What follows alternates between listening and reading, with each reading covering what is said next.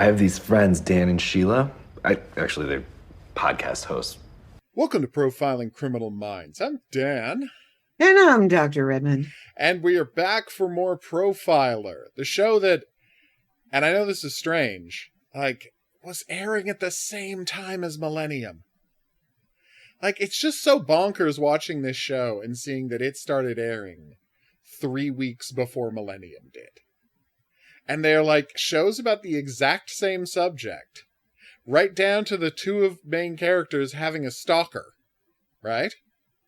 Who's who is a weird, mysterious figure. And they are such unbelievably different takes on the issue, right? They couldn't be more different, even though they are shows about the same subject.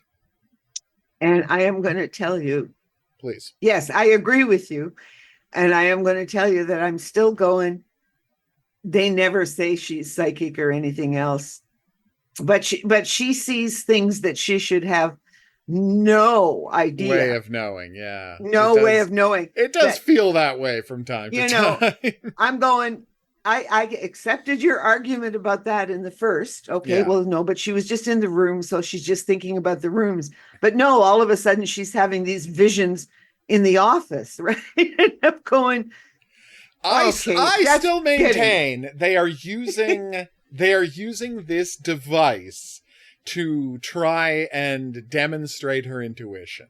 I understand how it reads. I'm not saying you're wrong about how it reads, but I'm saying my suspicion is they are just using this as a visual device to say, this is her, we are seeing her intuition. Well, then it had better be edited better. Yeah. Then it should be edited better. Editing it more clearly. I'm not going to disagree with that. Okay, I would be crazy to try.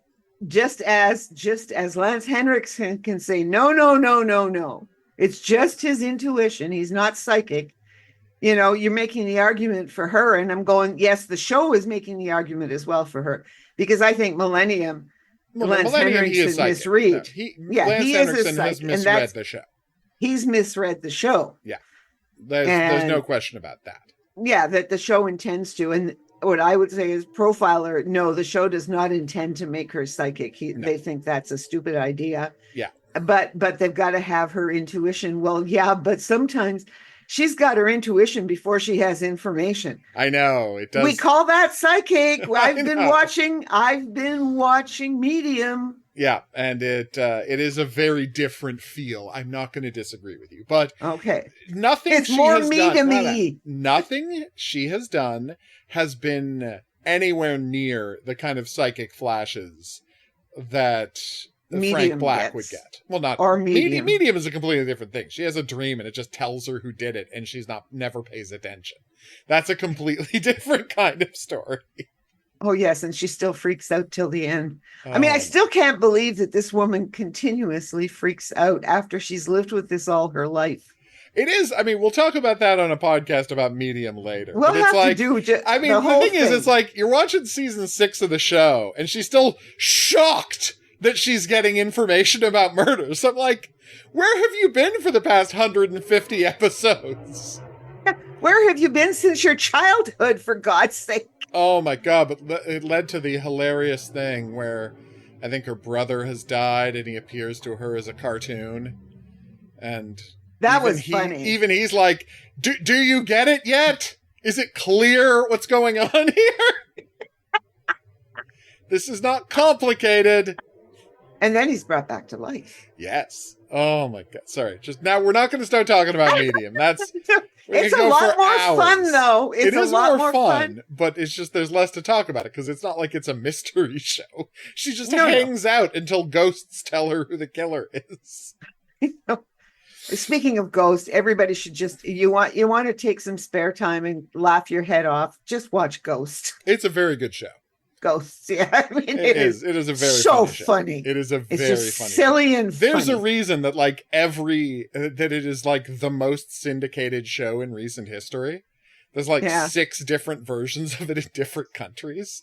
Yeah, this one is when funny. There's a Canadian version and an American version, that never happens. That's how easy it is to do the show Ghosts. Yeah. But anyway, We're here to Anyway. talk about Medium, and the episode opens in a guy's clean room. Right? Oh And yeah, this was freaky. it's a freaky episode, and It's it's a well freaky, shot. freaky episode, beautifully shot, lots of money. Yeah. All we had, that's the one thing we're going to be saying throughout this, is they had so much money. It's crazy watching this, how you can see on screen just how much money they're spending on this show. Like, you look at the show and it's like they're just throwing money at these situations. Every episode has just crowds of extras all over the place. They're constantly shooting outdoors. They're constantly going to locations. They're blowing up houses. You know? And they're making his clean room. Oh, the clean room looks gorgeous. You know, I mean, the whole thing, and him, like, it really opens up the discordant and beautifully discordant thing of, it's like the ratty part of town he lives in. Yeah. And this, you know, essentially rundown neighborhood. And then you go inside and it is this perfectly white, perfectly flat, like no nooks, no crannies, nothing where a germ could hide. I love that. Oh yeah. No, I mean, it was such a good opening too, it's where a the fantastic kids, opening. you know, the kids are going to sell him cookies, right? And so he's nice enough to buy the cookies. Oh yeah, of course. Yeah. But and then touched. One of the kids, he gets touched on the arm. And then he goes and he scrubs himself so hard that the skin comes off of his arm. And you're like, okay, this is how you set up a guy right away. Yeah. It was a perfect setup for this episode. Yeah. Really good. I mean, I thought the touch with the kids selling the cookies at the door to door for the school. And he's got like the shutter that opens on the door. Yeah. So he only has to, like, through. You could put the candy through. I'll put the money through. Like, he will not associate anyone. He will not touch anyone. Like, it's all very well done. Yeah. This is loosely based on the famous Mad Bomber case, the first case to famously involve profiling in real life, where a guy was blowing up power company stuff. So, in case you're wondering, this is a real thing that really happened. It didn't have to do with cancer or a guy obsessed with germs. It was just a guy who got fired. Yeah. Most most crimes like this tend to just be guys who get fired. Like, that is in real life, that's most of the creation of this kind of crime is just somebody got fired and they go back and they set fire to the place they worked, or they blow up the place they worked. Yeah, but even this episode, you could call it a Millennium Light episode. Oh yeah, it definitely is. You know, because this one you could see this guy, because this guy is all involved with the, you know, sort of the destruction of the human race. Yeah. Everything else. It's very much, if we had to pick a Criminal Minds episode to compare it to, it was their Unabomber Empty Planet one. Yeah. This is also very Unabomber influenced. The difference being that this guy, whereas Unabomber was driven nuts by MK Ultra. And thought that, you know, modern society was too sick to survive, which, you know, looking at the state of the world, you know, maybe Unabomber had a point, you know? Just putting it out there. You know, maybe the Unabomber had a point. But anyway, we're not here to say maybe the Unabomber had a point. Save that for another show. But this character has blown up a bunch of stuff at a power facility. Yeah. And so they go and they're investigating, and he starts sending out a message saying, I want X amount of money delivered. And he claims to be part of an organization, right? Yeah. For Planet R, which they gradually figure out. And it's interesting. His psychosis is built around the idea that, you know, there's a different perfect world out there. The Planet R represents something that hasn't been polluted. I'm like, yeah, that all makes sense. Yeah. But more importantly, we meet Nick.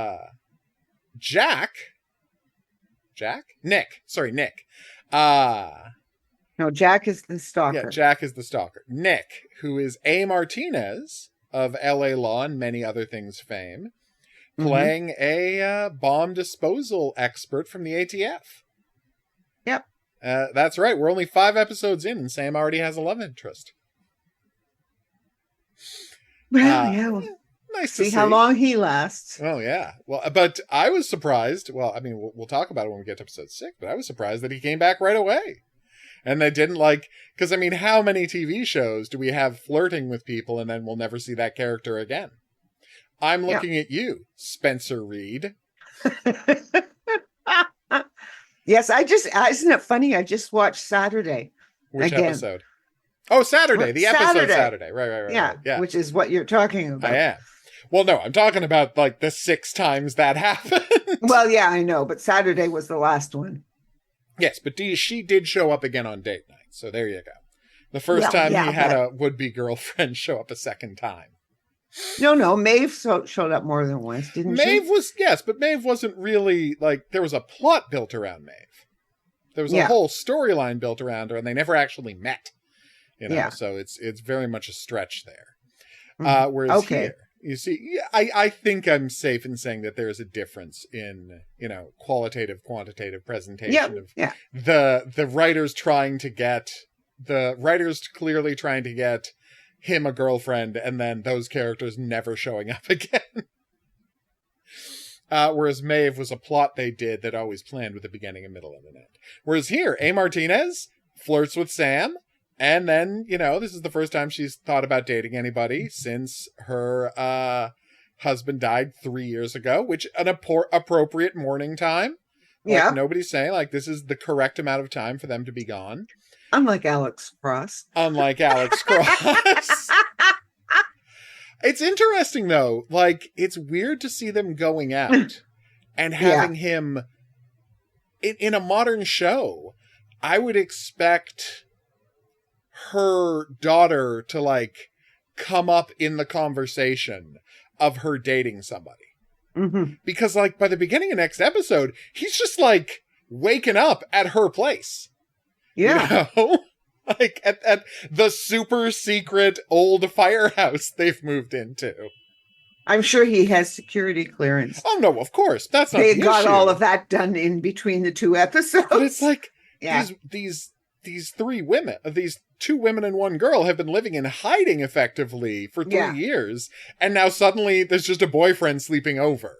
It seems, weird. I was expecting a conversation about how this was going to affect the daughter from either the daughter or from Angel. And I thought it was weird that we didn't get that. Or like I said, I think it's an appropriate amount of time. How does Angel feel about this? How does the daughter feel about this? You kind of feel like they should be weighing in, is all I'm saying. Oh, well, yes, but that's sort of 20 years later, 15 years later. We have different ideas about developmental stages today than we did in the past, right? Well, it is kind of strange. There is, I think, some just sort of with Angel, like her friend. Yeah, mentions a little. Yeah, that's about all. But no, with the daughter, no. Well, yeah. The daughter, I thought it was weird. I thought it was weird. And nothing wrong with the Martinez character. He's delightful. No. Yeah, no, he's a fun guy, so that's fine. Yeah, enjoyed that as the light part of the show. Oh, very much so. Even though he's a bomb disposal tech. They what I liked was so they're going to investigate, right? And that the killer sees how careful their forensics person is. Yeah. Right? And how unbelievably careful she is about dealing with contamination. So they want so when he calls and asks for $100,000, or is it $100,000? I think it's $100,000 he asked for. I'm trying to remember the exact amount of money, but that's not important. That he demands she be the one to bring it. Yeah. I because like she's not contaminated. Yeah. She's not contaminated. Yeah, she's not contaminated. She's the only one he's seen who truly takes contamination seriously. And she's not super psyched to be doing this. But she has to. Yeah. She has to be involved. She has to somehow or another simply because it's the only way to get him to talk, the only way to get him to interact. They need to draw him out. And Yeah. that's the thing. Like, they need to draw him out, and it's the only way they can think to do it, which, makes perfect sense. Like, the logic of this all tracks perfectly. Yeah. Yeah, like, fundamentally, it's it's very solid, this episode. Like, you completely, all of the what do you call it? All of the basic mechanics are very well represented. Just plot-wise, all the details go there. We even get a little backstory for Julian McMahon's character, who is pissed off at the ATF guy. Yeah. Which leads to, like, a weird background thing about his character that I want to see how this develops, because he's pissed at the ATF because he applied for the ATF and couldn't get in, but he was able to, like, get in anywhere else, and he has a grudge about it because he thinks he's special and should be able to do anything. And so Bailey tells him, no, they were just having a hiring freeze. It's a very weird scene. Because it's like this, but it's like they dismiss it there because they're both protecting the character by saying, no, you are the best at things. They were just having a hiring freeze. But at the same time, I thought I don't know, it makes me question his character's, like, emotional maturity, that it would be such a big hit to him, right? That he couldn't get into any law enforcement agency he wanted. Well, the thing is that he's given hints of that already from the very first episode. That's true. He is an arrogant guy. He is an arrogant, self-important person. That's true. And I have to admit that I still have trouble whenever you say Bailey. I have to do it. I still do that double take and go, how can Robert Davey be a character named Bailey Malone? Bailey Malone. I know, it's absurd. We've said this before. We're not going to keep harping on this, but no. But episode 5, and you said Bailey, and for a sec I had to go, who's Bailey Robert again? Davi. Oh, really? Bailey Malone. Yeah. When you're just... I know this isn't a big deal for most people the way it's a big deal for us, but it's a big deal for us. It's just weird. It's weird. All right. So the handoff happens to a homeless guy, right? Who's going to deliver the money to the Mad Bomber. But Sam correctly, now the reason they know he's fastidious, right, is they went through the bomb fragments of the previous bombing, and the weird part is, like, all of the bomb pieces, other than the residue of the explosive on them and, like, the little bits of debris, they are eerily clean. Like someone had scrubbed them to a perfect shine. And it's like, and you might say, and this is it's a good catch from a profiling standpoint, because, like, why would you care about that on something you were going to blow up? Yeah. And they accurately point out that, no, it would have to be something where the cleaning itself meant something to you. That's the only reason you would do that. So it's a very well-observed bit of profiling. And so Sam takes one look at this, homeless guy, and she's like, there is no way he would accept a briefcase from a homeless guy. And she tells Bailey not to follow him into a building, and the building blows up, killing the homeless guy. Yeah. And it is kind of weird that he randomly went out of his way to just kill this homeless guy.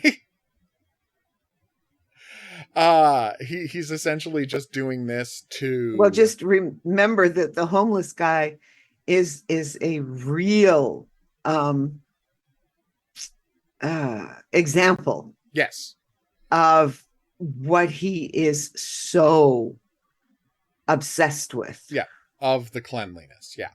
Yes. He would be the example of the worst of it. Yeah, the worst of it. And he needs everything to be clean. So yeah, like, it's so strange the way he, like, rather than just blowing up a homeless guy, he lures the cops to a place to give the homeless guy some money so that they can watch the homeless guy get blown up. It's a lot of steps.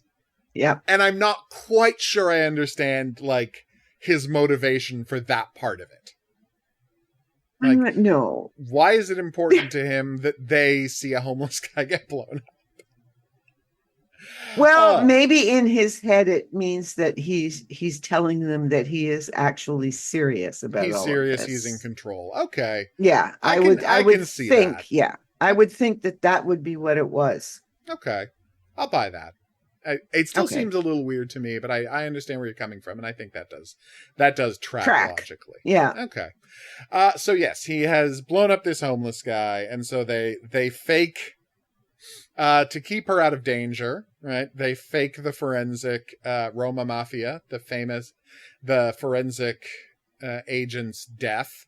They fake her death to keep her out of danger, since he's, in a position to start blowing people up, so you don't want him focused on her, which makes a lot of sense.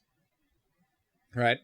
And okay, this is really embarrassing. I'm blanking how they get back to him. Oh, right. Right. They check in the neighborhood. Right. It's all of the power plants were involved in a lawsuit because they had built this thing. They had improperly built and put waste everywhere, and it had created this huge cancer cluster. And so they start going through all of the people who were affected by the cancer cluster, and they find the guy, the guy with the history of mental illness and the bomb connection. So yeah, they are able to lead it to him that way. And again, it's interesting because we talk about profiling, but it really is just a question of who has a motive, who has the skills. And that's all it takes to find him. Who has the motive, who has the skills. Yeah, she has a few extra insights, but but fundamentally that's the question. To the point where they show up at his house, and he is completely ready for that, and he's just ready to get killed by them because he has already put the rest of his plan into effect, which is to set up not kill everybody. He thinks he's saving everyone because he's going to fill the reservoir with ammonia, getting rid of all of the germs in the city's drinking water. Okay, so this is you see, this is like putting bleach in water, right? Yeah, exactly. Well, I mean, and you do put tiny amounts of bleach in water as part of the chemical treatment to make it safe to drink. Like, that's just something they do. If you went to a water treatment facility, you would find them putting tiny amounts of bleach in that water, just the way they have to fluoridate it. Fun fact. Here's a fun fact about fluoride in water. Do you know why they have to fluoridate water? Because the cleaning process to take out the germs takes out all the fluoride that would naturally be in the water. And so they have to put it back in. People think well water is safer. Well water has 3 to 4 times as much fluoride in it as fluoridated tap water. Because there's just naturally fluoride throughout the ground. Yeah, well, that's it. If you live in a place with lots of, it's like living in a place with lots of calcium. Yeah, same thing. Like, well water has more fluoride in it than city fluoridated water. Just putting that out there. And no, fluoride is not a mind control thing. That's just something the John Birch Society came up with back in the 1960s. As I keep trying to tell my students, I said, there are crazies in every century. I said, the only thing that makes the crazies now different is the internet. Yeah, is that they're more able to get the information out to the rest of us. So, and then create cults around it. No, it is the fluoride. But I listen to this stuff, right? Because I'm coming to the theory that if you think about all of these sort of conspiracy theories and weird stuff like that has come up. So you've got the X-Files. Yeah. You've got, and now here we've got different things in this show. Yeah. Too. When I was watching it, I'm just going, oh yeah, okay. So, and that now when you're talking about it, I'm going, okay, so maybe this is where Donald or whoever told him it would be a good idea to drink bleach, drink bleach to kill COVID. Somebody watched this episode. Like people, it's like insane. It is weird when you go back and look at. We've been doing it with Millennium. Yeah, we did it with. We've been watching X-Files and stuff like that, and you just go, "Oh my good Lord!" It reads like the book. Yeah, like we're watching for all of the insane conspiracies we're dealing with now. Yeah, the insane conspiracy theories was all on television. Yeah. And it's and were all people of just these watching people these that are TV shows and and it thinking like it was, warped their brain? or they thought they were documentaries. They can't tell the difference between fiction and nonfiction. My God. students certainly can't. They think an epitome on like some kind of a history of the ancient world is a novel. No, No. I Claudius Is a is novel. a novel. And a delightful novel at that. But Vendemirup's History of the Ancient Near East is not a novel. No, that's stuff that happened. That's stuff that happened. It's a nonfiction. And then there's I Claudius, which is great. Oh, I love but Claudius. It's still, but yeah, it's a historical novel. Mm-hmm. And I can't recommend I Claudius enough, by the way. Like that is yes, well, I just told my grandson he should try and get a hold of it. Maybe I'll try and find my copies and send it down to him. You got to read both halves, though. Just to be clear. Well, you can't not read Claudius the God. Like you have to. No, read I have both two. halves. I Okay. have them in a box set. Nice. I have them in a box set. But yeah. But he read Meditations, Marcus Aurelius's Meditations. So yeah. Well, I'm both happy about that and worried about it because yes, the worst people on the internet tell you to read Marcus Aurelius's Meditations. Well, yes, but that's like reading what's his face? That Henry Kissinger, the guy that wrote The Prince. Machiavelli, yeah. Machiavelli, right? Yeah. That's true. Yeah. You can read it without becoming a toxic dirtbag, but it does all toxic dirtbags love it, but you can read it without becoming a toxic dirtbag. It just explains how to become a toxic dirtbag. It does. Well, it's an observation on the habits of toxic dirtbags. Yes, is the way I would but describe it's like reading the the Chinese war book, The Art of War, right? Yeah, absolutely. I mean, it's you read that too, and no, it's not wrong. This is if you want to succeed. These are good lessons to learn. These are good lessons to learn, but then there's the ethics of it. The ethics of it are a little more troubling, is what I would say. Yes. All right, so let's move on to episode 2, which the 6. It's episode 6. Episode 6. Well, I meant of this week. The second, episode 6. So yeah, as we said, it almost opens. It doesn't open with her getting out of bed with A. Martinez. That's the second scene. The first scene is a guy is working on models in his garage, and the next door neighbor kid comes by to help get something fixed, which is what he always did. Then he leaves, and then a guy comes in and murders the guy who's working on the models. On toys, yeah, working on the toys. And what's key is the kid sees the killer. And that's important. So then we get to A. Martinez, blah, blah, blah, blah, blah. And we find out this is Jack. He has returned. He has killed somebody. And I want to point out, like, how fast we are getting into the Jack of all trades stuff. Now, I don't know how long it took to get our first Red John episode on The Mentalist. It could have been episode 8 or 9.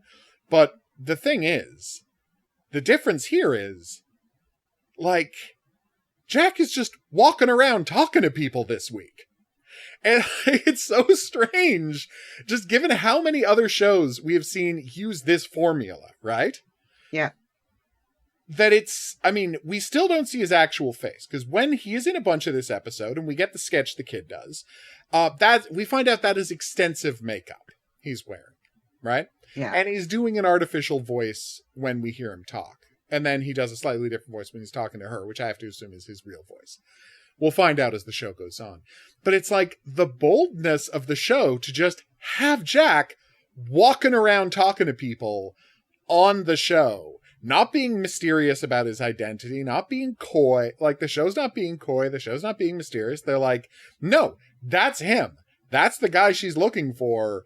And he's like right in front of everybody. No modern show would do this. See what I'm saying? Yeah, no, and The Mentalist didn't do it, of course. But then there was no Jack. Now, technically, there was. What are you talking about? The whole thing is built around him looking for Red John. Well, no, but what I'm saying with Red John isn't Red. Okay, no, but Red John ends up being a bunch of people. Well, no, Red John was the head. There is one Red John. It's just he's the head of a police union. Yeah. Who has people, who recruits people to work for him. He is a cult leader who runs a police union. Which, by the way, it is nice to think that, like, the show The Mentalist is 100% about a guy fighting a police officers union. Like, that is what the show is about. It doesn't really figure out, like, we don't really find out that that's what it's about until season 5 and 6. But, yeah, it's about a guy fighting a police union. Yep. But anyway, spoiler alert, he's actually in the second episode. The second episode. Oh, you mean Jack? No, yeah. Red John. Red John. Oh, Red John, yes. On of The course Mentalist, he is. he's in the second episode. But the difference is, we never see, it's not him. It's not that actor playing him when you see him. It's just a stuntman. And it's him doing, it is The Mentalist doing the voice of Red John in those scenes. Right. And so, because they had not committed to it being Xander Berkeley when they did the second episode. He always, like, the creator had that in the back of his mind as an option, but he had a couple of stuff in his mind as an option. Right. He had not decided who Red John was. Here, it's a very different thing because whoever's playing Red John is Red John. Oh my God. Who's ever playing Jack of all trades, like, was in the first episode. Right. We've saw him a bunch in episode 2. Like, and now, he's not just in his lair and doing stuff. Now we're just having him interact with the characters. It's crazy. So, because it's a Jack crime, right? She starts going through her past and realizes. Well, yeah, but let's just back up for a sec. Please. Okay, because what happened is that Al Martinez A. Martinez, excuse me. For the record, he goes by A because his name is Adolfo. And he's like, that's not a good look. Being named Adolf, not a great look. I'm going to go by A. That's, Yeah. So respect, excellent choice. And remember, he and Sam go off to the movies to watch a movie together. Yeah, at the end of the last episode. And we should have talked about that because at the end of the episode, and then you see Jack being very upset. Very upset about it. Very upset. Yeah. Ripping apart these flowers that he was going to leave for her and a whole bunch of stuff. So So that is key. And it is fun.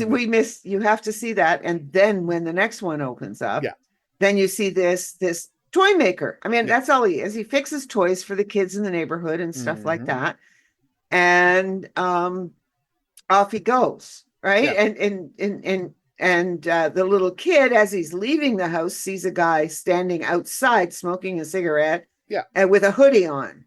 Yeah. And then the guy goes in and kills the toy maker and the toy fixer. Yes, I know but I'm just putting it a little more chronologically. Yeah. And then, so then they figure, so they've now got a picture of him, as you said.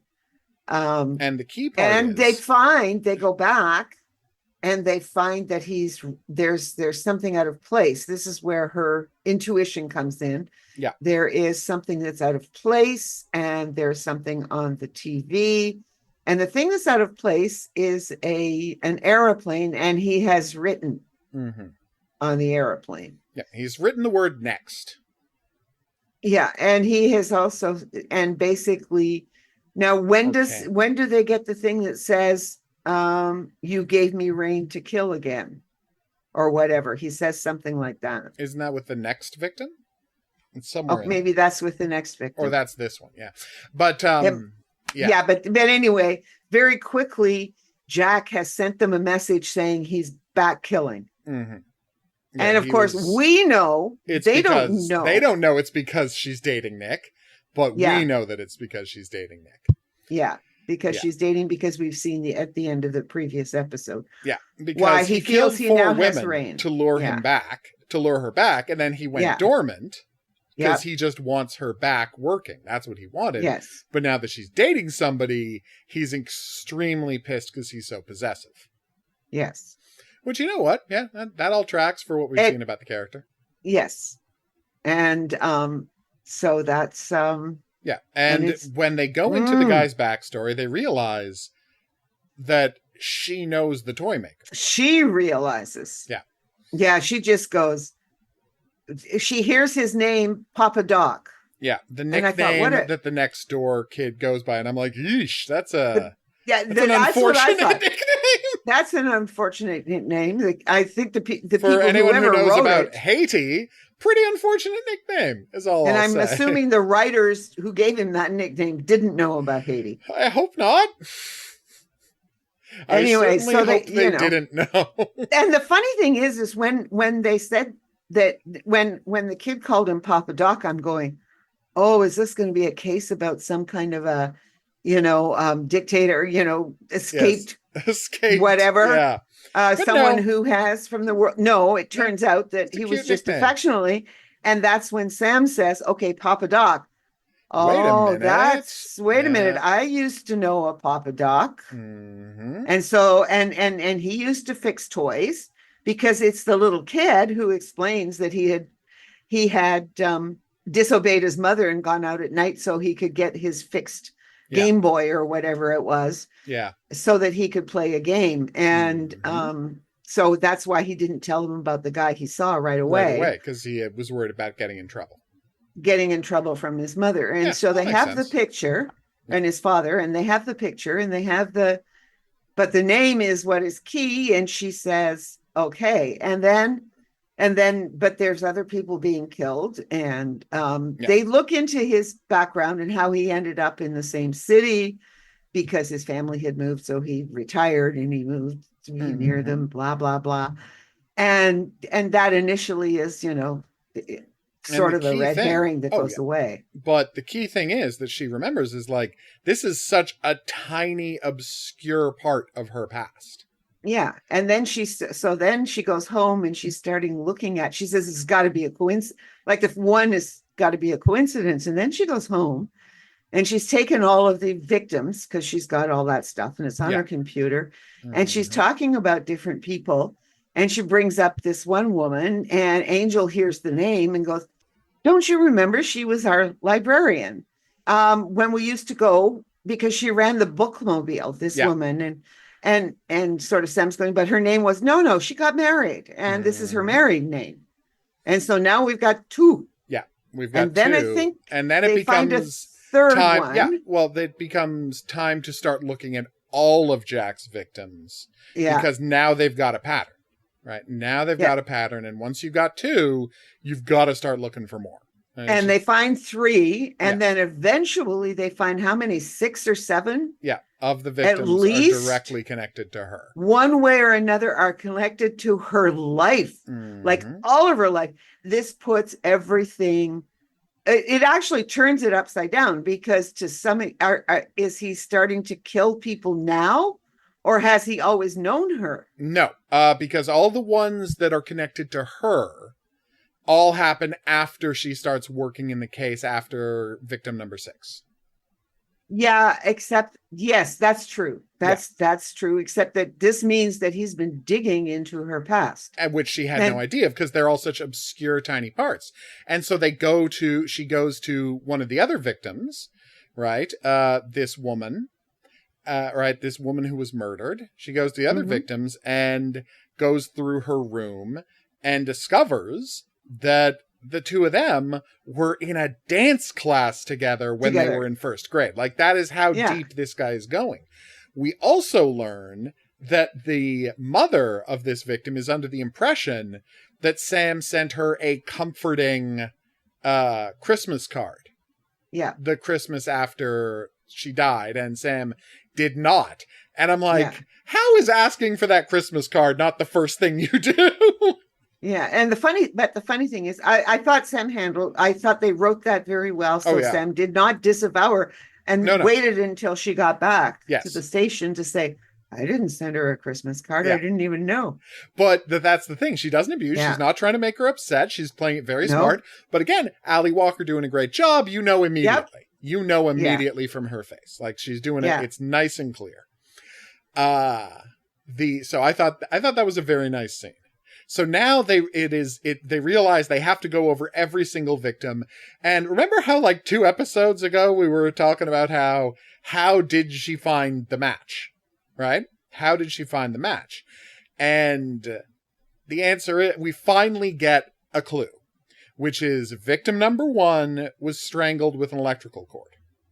Yeah. An extension cord, right? And then in a complete, as they say, in a complete coincidence, someone who was a medical examiner in a different jurisdiction than the cop who was in a, than the cop who had handled that first murder, they were dating, right? The cop and this medical examiner or doctor of some kind, and happened to mention that they ran up had a victim whose hands were tied with the same kind of extension cord. Yeah. And so that is the connection that Sam, like, that ended up in the file. Sam saw the file, realized there was a connection, and then realized that both victims had a message left at the scene. And all of the messages are completely different. Sometimes it is a book sitting there. Sometimes it is something handwritten. Sometimes it is a piece of paper torn out of something, right? It is always but there is always a message left, even though the messages they aren't all written in the same handwriting or done the same way. But she started looking for crimes where a message was left that was unexplained. Unsolved crimes where a message was left that was unexplained. And that's how she identified all the victims. Yes. So we finally do hear how Sam figured out that Jack of all trades existed. Yeah. So there you go. I was worried they were never going to explain it. Oh, no, as I said, I really liked this episode. Yeah. I thought this episode is the best one that I've seen so far. 100%. And so she says to Nick, you've got to get away from me. Yeah. Right? You've got to get away from me. You're in danger. He's obsessed with me. Right? And, 100%. Like, that's what happened. Her husband got murdered. Like, she is right to try and send Nick away. And, of course, he, of course, is very bravado-filled and is not interested in running off. Well, come on. He's a bomb expert. He's a bomb expert. These guys are... That's true. Well, in fact, they make a joke at the end of the last episode that is like, he's so, all of his suggestions are, get on a roller coaster, do something thrilling. And she's like, can we just go see a movie? Yeah. But he's an adrenaline junkie. If he wasn't an adrenaline junkie, he wouldn't do bombs for a living. And of course, you do see him fidgeting in the movie. Oh yeah, he can't take good. it seeing a French movie. Like, yeah. He's like, and I did love his observation, which is he says a line, and it's a line I loved, which is because it's so true. For someone who does not who does not watch a lot of movies, and especially foreign films, his line is, hey, am I missing stuff? Because they're talking a lot longer than the subtitles. I thought it was just such a well-observed moment. Oh, by the way, is this the one that's done in Dutch? Yes, it with was the Dutch subtitles. Yeah, and in that case, right, like it's really weird. But go on. Yeah. But no, this is another Dutch one. Yeah. We're watching a version of it that has hard-coded Dutch subtitles because this is a hard every now and then. Now. Not all of them, just some of them. Just some of them. But yeah, it's funny because like that is just a well-observed character beat of the kind of person who doesn't watch foreign films. It's like worried that they're missing stuff because it's like people talk for 10 seconds and there's 5 words on screen. Like, wait, are they not telling me everything? No, it turns out. Yeah, turns out no. I mean, he's got to testify. I used to. Yeah. Please. I just got it. That other thing. I don't know if I've ever talked about it before on this show, but I do talk about it. The funniest thing the first time I went to Holland, and we would go and see a movie, and it would be in English, and there would be subtitles. Right. So my cousins would read the subtitles. I'd be listening to a movie. We'd laugh in different places. It was so weird. Line, and you'd have to read it. Oh, that's great. Yeah. Yeah. So that's funny. We were always laughing out of sync. Yeah. You'd laugh first because you'd read the whole line instantaneously and they would wait until the person finished speaking and you would get to the end of the line. Oh, that's so funny. Yeah. But that happens to me when I'm watching stuff with subtitles. Yeah. I get to the point because I read faster than I listen because I think everybody most people read faster than they listen. Yeah. All right. So A. Martinez, he said, I don't want to be warned off. I'm not afraid. And he has to go he has to go To upstate. Boston. Yeah, He's sorry, going to one state Boston. over to testify in a case. And he's like, Yeah. if this is really dangerous, I can delay it. And they're like, no, it's fine. It's probably better you get out of town. And he's going to take the train up to Boston to get there. So he goes to the train station, and in again, a thing where I couldn't believe how audacious the show was being, Jack just sits down across from him and starts chatting Beside him. Oh yeah, beside him, you're right. Beside sits right him. next to him. And they start having this conversation. Yeah. And it's like, you kind of can't believe how audacious the show is being. Yeah, technically how audacious Jack is. Yes, but I'm saying that the show is willing to go there so early. Yeah, and then I can't remember, why does Jack leave? Oh, because he, what do you call, he said, well, he makes an excuse because I think he sees the people start to come in. Yes, okay. Because what's happened is they've gone through all of the messages, right? And they looked at the first word from every message. And if you take the letter from the first word of every message, it spells out Nick. Yeah, and so they know Nick is the next victim, and he's on a train. And they're rushing. So they rush to the train station. And and Jack notices people starting to move in. So he excuses himself. And he goes to the bathroom and he sheds his disguise, but we don't see what he looks like without the disguise. And he kills somebody because, that's who he is, fundamentally. Well, and ultimately that person would have seen him after he took off his disguise. Without the makeup, so he has to kill them. Yeah. Yeah. And he has to kill them because no one can know what he actually looks like. We don't see him, only the guy saw him. All we know about Jack is he's got blonde hair. Right? Yeah. Because we've seen him with his blonde hair under the baseball cap, but that's basically all we know about this man at this point. And that could be a wig. It could be, but I think because we've seen him that way at home, he probably is a blonde guy. Yeah. I think he probably actually is a blonde guy. So then we see him, we see them chase him through the tunnels, right? And they chase him through the tunnels under the train station, and he gets Sam alone, and we do the wonderful speech of his obsession with her and how, they are meant to be together, serial killer stuff. Yeah. Yeah. This ain't the first time you've seen Jack's kind of serial killer stuff. He's not a particularly innovative or different guy, but I'm going to say it's all very well handled. No, it is, because they're down, they're underneath, the train station. And there's pipes and there's everything. And you can see how he can talk and Sam can hear him. Yeah. Sam can talk. They can't see one another. It's very easy. Then Bailey comes in. Yeah. And then Jack runs. Yeah. Jack runs and they race outside. But he's gone. He had a perfect getaway planned. I don't know how. He's a miracle worker. We don't care. Well, and plus nobody knows what he looks like. So yeah, he can just because walk away. They are still looking for the guy in the sketch. Yeah. In the sketch that the little boy saw. And the show isn't like coy with us and they show us the real Jack walking away because they don't want to let us know what he looks like yet. No, because it was interesting because when he sits down beside Nick, we're all going, oh shit. Yeah, because it's the guy from the sketch. It's the guy from the sketch. Yeah, right away. If only Nick had seen the sketch. Yeah.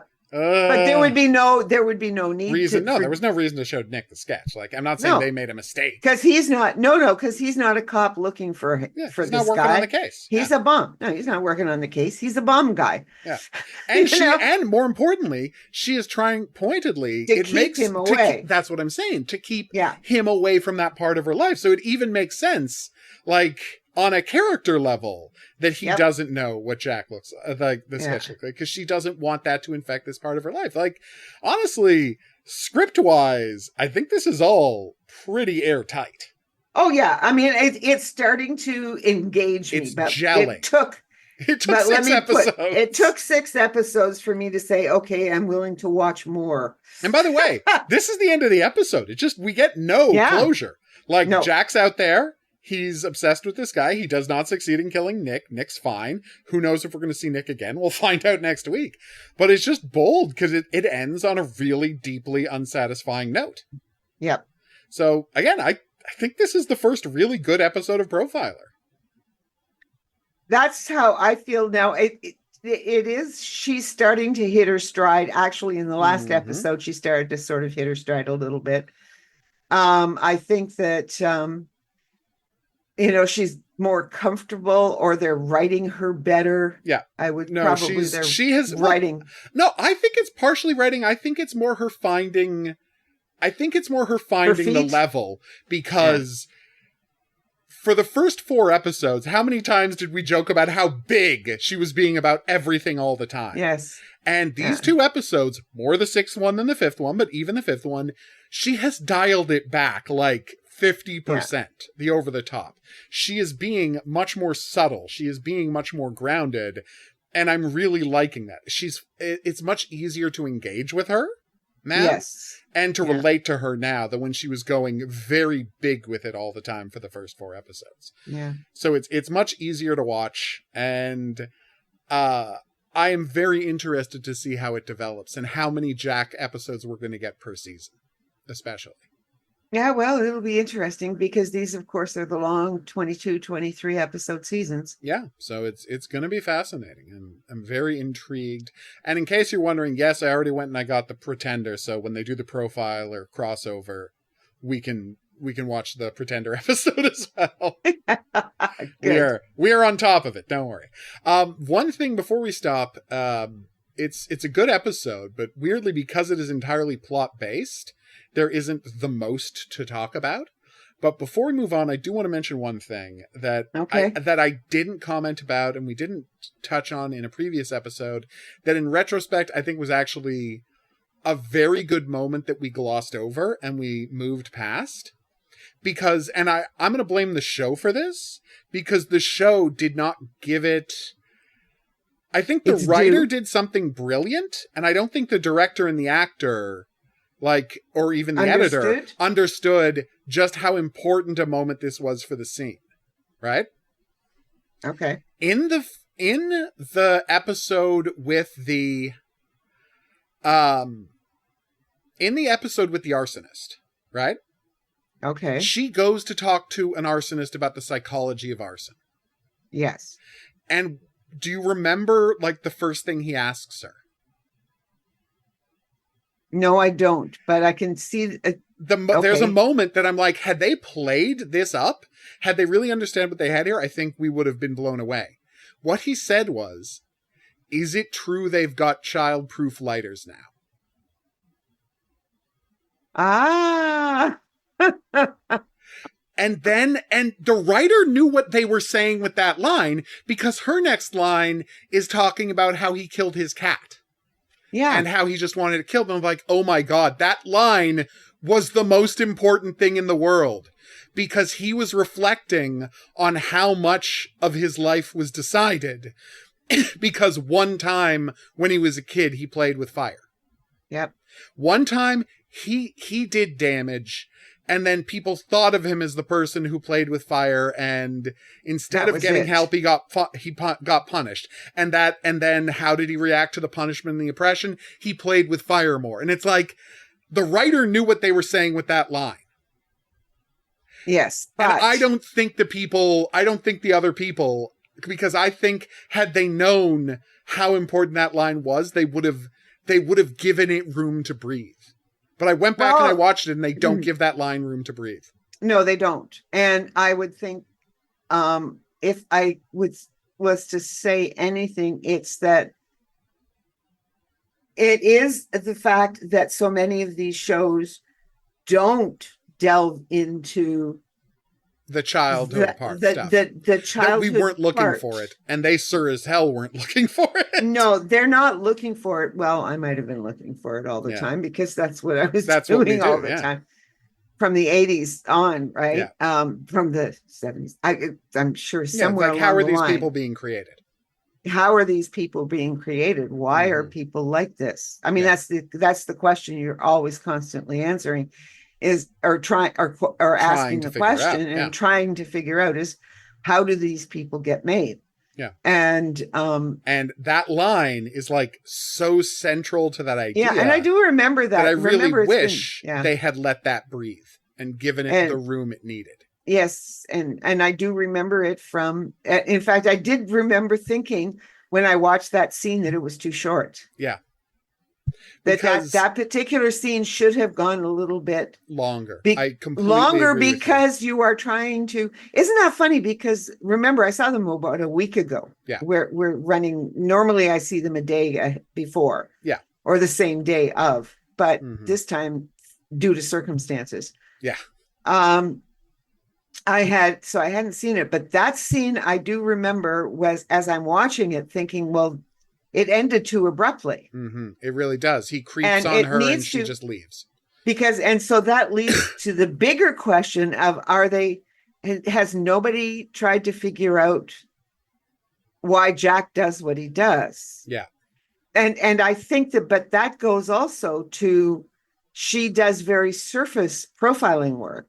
That's true. Like so many, and she's not incorrect, but there's none of this in-depth, and we made those complaints periodically about Criminal Minds as well until season 16, 17. But it's so weird to me to watch. Coming. Oh, I can't wait. Well, I mean, they've already shot it. It's almost done. I know. I can't wait. I but know. I'll have to. Yeah, no, I can't. But more importantly, right? Here's the key thing.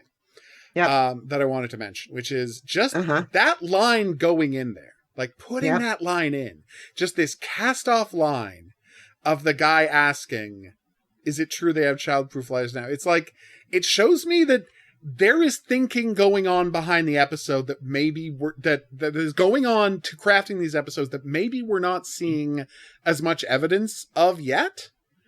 But the fact that this episode is as good as it is gives me hope for the show going forward. Yeah, well, because as I said, I've never seen it before because I watched the first few episodes when it first came out. And I checked out because there was other things on that were more interesting to watch. We had Millennium. Why would you watch this when we had Millennium? Yes, and this is a pale comparison. But just like I said, the fact that it includes that line, the fact that they have him ruminate on that shows me that this show is thinking about the issues, and I think that's worth considering. But we'll see moving forward. But as I said, it's the one thing I didn't think of it from the perspective you're saying, but I do remember thinking it was too short and too abrupt, that I wanted more. Yeah, so that's going way back to episode 2. Yeah, that's right. I went back and I rewatched something. But the point is, the show managed to impress me more than I thought it would. So there you go. All right. So that was episodes 5 and 6 of Profiler. We're going to be back next week with episodes 7 and 8, unless they prove like completely thin, in which case we'll do 9 as well. For now, though, if you have any questions, if you have any comments, if there's any profiling related fiction you'd like us to check out in the future, please drop us a line at profilingcriminalminds@gmail.com. We would love to hear from you. Questions, comments, questions, comments. That's for something else. My brain. Remember to like and subscribe as well if you're listening to this on an app, podcatcher, or YouTube, because that's how people find out about the show. We're going to be back here next time with a surprisingly excited to be watching more of our Profiler. But until then, I'll say that's right. Au revoir. And have a good week.